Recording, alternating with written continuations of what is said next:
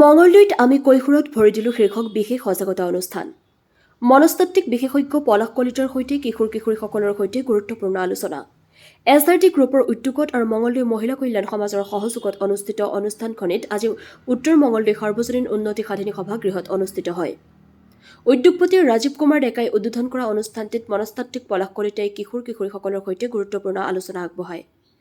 অনুষ্ঠানত পলাশ কলিতাই কৈশোৰ অৱস্থাত সন্মুখীন হোৱা বিভিন্ন মানসিক সমস্যাৰ বিষয়ে সহজ ভাষাত ব্যাখ্যা কৰে। বিশেষকৈ মোবাইল ফোনৰ অত্যাধিক ব্যৱহাৰ কেনেদৰে নিয়ন্ত্ৰণ কৰিব পাৰি, পঢ়া-শুনাত মন কেনেকৈ কেন্দ্ৰিত কৰিব পাৰি, লগতে নিচাযুক্ত দ্ৰব্যৰ অপকাৰিতা আৰু ইয়াৰ সামাজিক প্ৰভাৱ সম্পৰ্কে বিশদভাৱে অৱগত কৰে।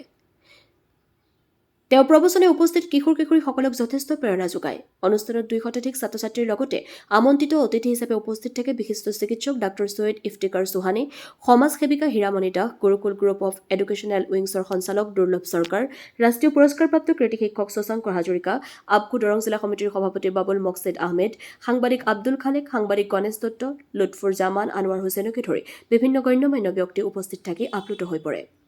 মঙলদৈ মহিলা কল্যাণ সমাজৰ সভাপতি ৰশ্মিৰেখা শৰ্মাই আঁত ধৰা অনুষ্ঠানখনে সৰ্বোচ্চ সফল কামনাৰ বাবে ৰাইজক আন্তৰিক কৃতজ্ঞতা জ্ঞাপন কৰাৰ লগতে আগন্তুক সময়ত এনেধৰণৰ অন্যান্য ইতিবাচক কাৰ্যসূচীৰ ৰূপায়ণেৰে আগবঢ়াৰ কথা সদৰি কৰে। মঙলদৈৰ পৰা মিৰ্জাহিল ইৰফানৰ প্ৰতিবেদন AIN লাইভ।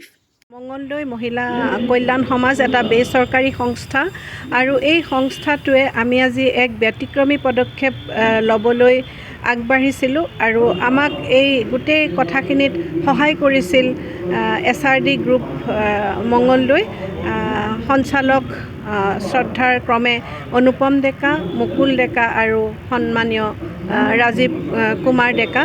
তেওঁলোকক আমি কৈছিলোঁ যে আমাৰ মঙলদৈত যদি আমি এনেকুৱা এটা আমাৰ ছাত্ৰ ছাত্ৰীৰ কাৰণে অনুষ্ঠান পাতোঁ যে অত্যাধিক মোবাইলৰ আসক্তি কেনেকৈ ৰোধ কৰিব পাৰি, ড্ৰাগছ লোৱাৰ পৰা কেনেকৈ নিজৰ লগতে সমাজখনৰ ক্ষতি হৈছে আৰু কেনেকৈ নিজক কণ্ট্ৰল কৰি পঢ়াত আগুৱাই নিব পাৰি, এই কথাখিনিৰ কাৰণে আমি মনস্তত্ত্ববিদ পলাশ কলিতা তেখেতক যোগাযোগ কৰিছিলোঁ আৰু SRD গ্ৰুপে আমাক এই প্ৰগ্ৰামটো স্পন্সৰ কৰিছে।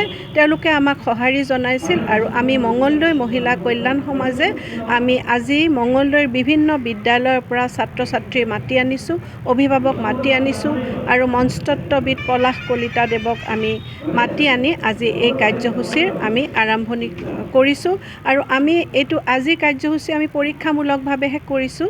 আমি প্ৰত্যেকখন বিদ্যালয়তে এনেকৈ একোটা কাৰ্যসূচী ল'ম বুলি আমি ইতিমধ্যে সিদ্ধান্ত লৈছোঁ আৰু মঙলদৈ মহিলা কল্যাণ সমাজক এতিয়া SRD গ্ৰুপে আমাক সমৰ্থন আগবঢ়াইছে আৰু কোনো অনুষ্ঠান বা ব্যক্তিয়ে যদি আমাক স্পন্সৰ কৰে বা সহায়ৰ হাত আগবঢ়ায় মঙলদৈত, তেতিয়াহ'লে আমি এই অনুষ্ঠানবিলাক বহল ভিত্তিত পাতিব পাৰিম। বৰ্তমান সময়ত এটা ডাঙৰ সমস্যা হৈছে প্ৰায়খিনি অভিভাৱকৰ যে তেওঁলোকৰ ল'ৰা ছোৱালীয়ে অধ্যয়নত ভালমতে মনোনিৱেশ নকৰি মোবাইলত বেছিকৈ সময় দিয়া আৰু এই সময় দিয়াৰ কাৰণে ল'ৰা ছোৱালীসকলৰ চকুকে ধৰি শৰীৰত বিভিন্ন ধৰণৰ বিসংগতিয়ে দেখা দিছে, যাৰ পৰিণতিত ঘৰবিলাকত বহুতো ঘৰত অশান্তিৰ সৃষ্টি এটা হৈছে।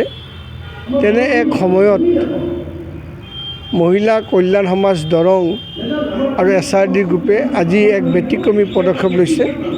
তেওঁলোকে এক মনোবিজ্ঞানিক মাতি আনি, তেখেতৰ নাম শ্ৰদ্ধাৰ পলাশ কলিতা, তেখেতক মাতি আনি ছাত্ৰ ছাত্ৰীসকলক এই মোবাইল মেনিয়াৰ পৰা কেনেধৰণৰ আঁতৰাব পাৰি বা ছাত্ৰ ছাত্ৰীসকলে যে অনবৰতে খং হৈ যায়, হঠাতে খং হৈ যায়, সেইখিনিৰ পৰা কেনেকুৱা ধৰণৰ আঁতৰাব পাৰি, তেওঁলোকে স্বাভাৱিক জীৱন যাত্ৰানো কেনেকৈ দিব পৰা যায়, তাৰ কাৰণে এক কৰ্মশালাৰ আয়োজন কৰিছে। আৰু এই কৰ্মশালাত ভাল লগা কথা এইটোৱেই, শতাধিক ছাত্ৰ ছাত্ৰীয়ে অংশগ্ৰহণ কৰিছে। গতিকে এই ছাত্ৰ ছাত্ৰীসকলে এনেধৰণৰ কৰ্মশালাৰ জৰিয়তে নিশ্চয় জীৱনটো ভালমতে বুজি পাব, জীৱনটোক আগুৱাই লৈ যোৱাৰ কাৰণে তেওঁলোকৰ সুবিধা হ'ব।